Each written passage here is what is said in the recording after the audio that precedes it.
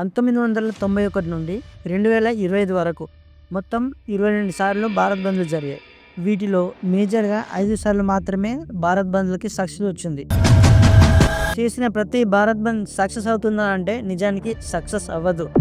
1991 economic లిబరలైజేషన్స్ నుండి 2025 వరకు అఫీషియల్గా 22 సార్లు భారత్ బంద్లు జరిగితే 5 సార్లు మాత్రమే ఫుల్ ప్లెడ్జ్డ్ సక్సెస్ వచ్చింది. రిమైనింగ్ అని అన్సక్సెస్ఫుల్. అసలు ఈ భారత్ బంద్లు, స్ట్రైక్లు, రాస్తా రోకులు ఎందుకు చేయాలి? వీటి వల్ల ఏమైనా యూజ్ ఉందా? అసలు ఈ వీడియోలో మాట్లాడుకుందాం. వీడియో నచ్చితే సబ్స్క్రైబ్ చేసి ఎంకరేజ్ చేయండి. So subscribe.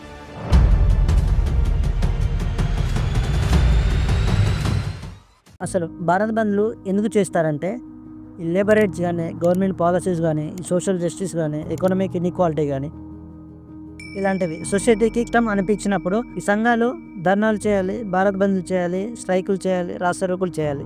ఇక్కడ చేయమంటున్నానంటే వెళ్ళి పబ్లిక్ ప్రాపర్టీని డ్యామేజ్ చేయమని కాదు, అనవసరంగా గవర్నమెంట్ ఇబ్బంది పెట్టడం కాదు. ఏది చేసినా ఒక బెనిఫిట్ ఉండాలి. భారత్ బంద్లు చేస్తున్నారు కరెక్టే. దానివల్ల గవర్నమెంట్ అప్పటిదప్పుడు ఒక డిసిషన్ తీసుకుందంటే అదే ఫైనల్ కాదు. న్యూస్ పేపర్లో, టీవీలో ధర్నా సక్సెస్ అని ఒక టెలికాస్ట్ చేయగానే అది సక్సెస్ అవ్వదు. ఒకసారి వెనక్కి తిరిగి ఆలోచించండి. ఇండిపెండెన్స్ నుంచి ఇప్పటి వరకు ఎన్ని సక్సెస్ అయ్యాయి? సక్సెస్ రేట్ ఎంత?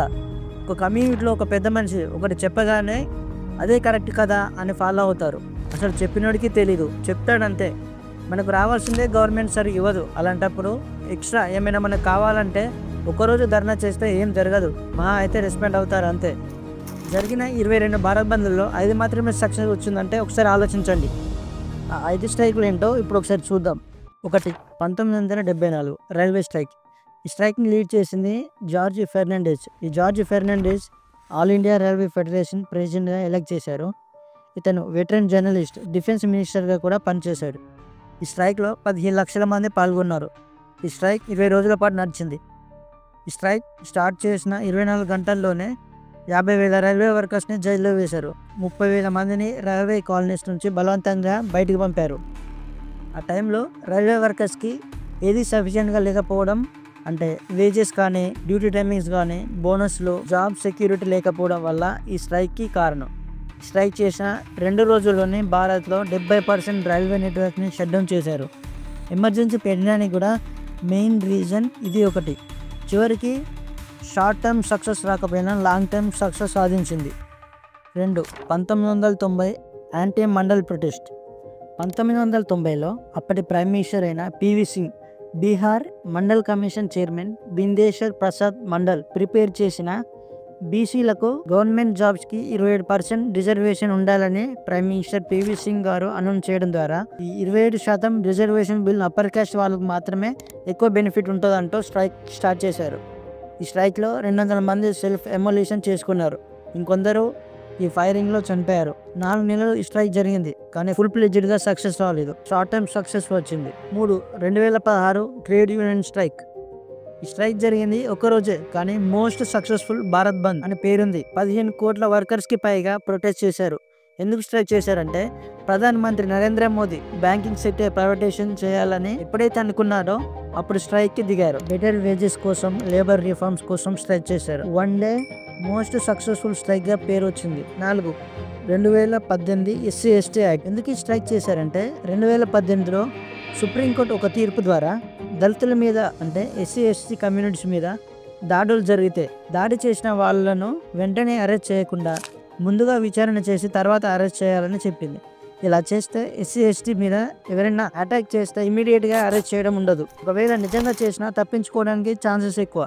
అప్పుడు దళితులకు న్యాయం జరగదని దేశవ్యాప్తంగా స్ట్రైక్కి దిగారు. 1 డే స్ట్రైక్ మాత్రమే జరిగింది, కానీ సక్సెస్ఫుల్ అయింది. ఇందులో 6 నుండి 14 మంది వరకు చనిపోయారు. 5. 2020 ఫార్మర్ స్ట్రైక్. ఈ స్ట్రైక్ ఆగస్టు 2020లో స్టార్ట్ అయింది. 15 నెలలు స్ట్రైక్ చేశారు. ఈ స్ట్రైక్లో చాలామంది చనిపోయారు. 2 నుండి 3 కోట్ల మంది ప్రజలు ప్రొటెస్ట్ చేశారు. లాంగ్ ఇంపాక్ట్ పడింది. లాంగ్ టైం సక్సెస్ఫుల్గా ఫార్మర్స్ అలా రీఅపీల్ చేశారు. అవుట్ ఆఫ్ 22లో 5 మాత్రమే సక్సెస్, అంటే 23% మాత్రమే సక్సెస్ రేట్. దీని గురించి ఎందుకు చెప్తున్నానంటే ఒక స్ట్రైక్ జరిగితే మోస్ట్లీ ఎక్కువగా పబ్లిక్ ప్రాపర్టీని డ్యామేజ్ అవుతుంది. 2018 బెంగళూరులో జరిగిన ఒక స్ట్రైక్ వల్ల ఒక్కరోజులో 500 కోట్లు కర్ణాటక గవర్నమెంట్కి లాస్ వచ్చింది. ఈ 2020లో జరిగిన ఫార్మర్ స్ట్రైక్ ద్వారా పంజాబ్ గవర్నమెంట్కి ఒక రోజులో 500 కోట్లు లాస్ వచ్చింది.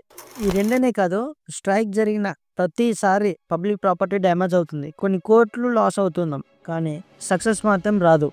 ఎందుకంటే ఒకటి, పబ్లిక్ పార్టిసిపేషన్ లేకపోవడం. ఈ చాలా స్ట్రైక్లు పొలిటికల్ పార్టీస్ కానీ లేదా యూనియన్స్ కానీ స్ట్రైకులు చేయడం, ఈ పొలిటికల్ పార్టీస్ వాళ్ళకి అనుగుణంగా ఉండేలా చేసుకుంటారు. ప్రజలు ఎంతో కొంత పార్టిసిపేట్ చేసినా అది సక్సెస్ అవ్వదు.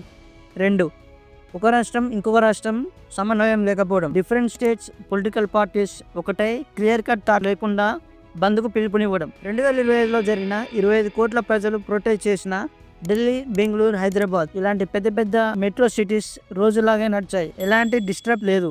3, భారత్ ఎకానమీ పైన ఎలాంటి ఇంపాక్ట్ పడలేదు.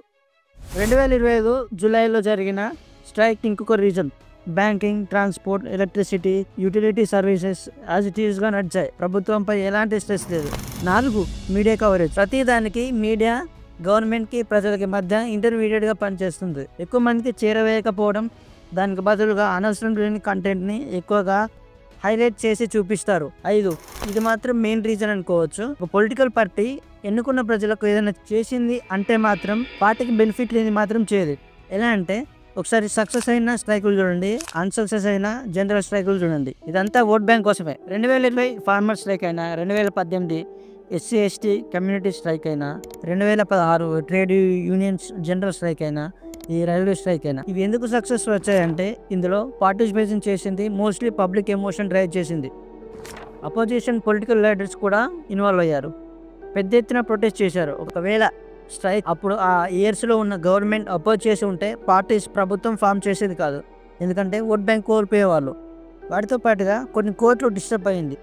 2, ట్రాన్స్పోర్ట్ స్టాప్ చేశారు, బ్యాంకింగ్ సెక్టర్ ఇంపాక్ట్ చేశారు, పవర్ యూటిలిటీ డిస్టర్బ్ చేశారు. ఇలా ఏదైతే చేస్తే అది గవర్నమెంట్ని డిస్టర్బ్ చేస్తాయో అప్పుడు భారత్ బంద్లు, స్ట్రైక్లు సక్సెస్ వస్తుంది. అలా కాకుండా వన్ డే స్ట్రైకులు చేస్తే ఏం జరగదు, ఒక పబ్లిక్ ప్రాపర్టీని డ్యామేజ్ చేయడం తప్ప. మెయిన్గా గవర్నమెంట్ ఓట్ బ్యాంక్ని డిస్టర్బ్ అవ్వాలి, అదొక్కటే. రిజల్ట్ ఈజ్ సింపుల్, ఉన్న గవర్నమెంట్ ఎప్పుడైతే ఈ సంఘాలు చేసే పని గవర్నమెంట్ని పడగొట్టేలా స్ట్రెస్ చేసి యాక్షన్ ఉంటుందో అప్పుడు గవర్నమెంట్ పట్టించుకుంటుంది. వీడియో నచ్చితే సబ్స్క్రైబ్ చేయండి, లైక్ చేయండి. ఇంకో వీడియోతో మళ్ళీ కలుద్దాం.